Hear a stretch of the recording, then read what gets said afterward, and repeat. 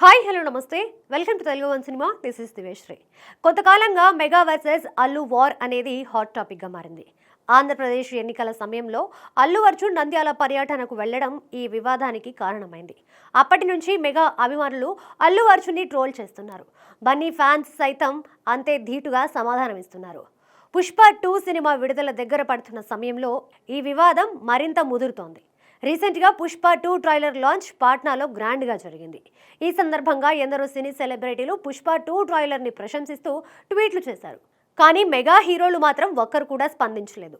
దీంతో mega versus Allu war తారాస్థాయికి చేరింది. మాకు మెగా సపోర్ట్ అక్కర్లేదని బన్నీ ఫ్యాన్స్ అంటుంటే, ఇక నుంచి అల్లు అర్జున్ సినిమాలు చూసేది లేదని మెగా ఫ్యాన్స్ చెబుతున్నారు. డిసెంబర్లో విడుదలవుతున్న పుష్ప 2ని పట్టించుకోకుండా జనవరిలో విడుదలవుతున్న రామ్ చరణ్ గేమ్ చేంజర్ని మాత్రమే పట్టించుకుంటామని మెగా అభిమానులు అంటున్నారు. దీంతో మెగా వర్సెస్ అల్లు వార్ కాస్త పుష్ప 2 వర్సెస్ గేమ్ చేంజర్ అన్నట్టుగా మారుతోంది. పుష్ప 2 అనేది సీక్వెల్ హైప్తో వస్తున్న సినిమా. కనీసం 1000 కోట్లకు పైగా గ్రాస్ వసూళ్లు చేస్తుందని, అన్ని అనుకూలిస్తే 1500 కోట్ల గ్రాస్ మార్క్ అందుకోవడం కూడా పెద్ద లెక్క కాదని ట్రేడ్ వర్గాలు అంచనా వేస్తున్నాయి. కానీ గేమ్ చేంజర్ పరిస్థితి మరోలా ఉంది.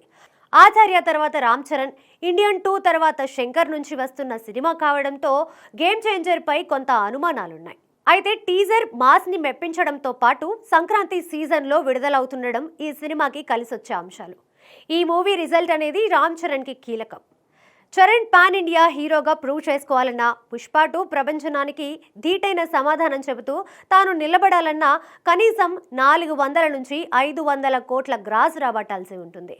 పాజిటివ్ టాక్ వస్తే మాత్రం ఈ మొత్తం రాబట్టడం గేమ్ చేంజర్కి పెద్ద విషయమేమీ కాదు.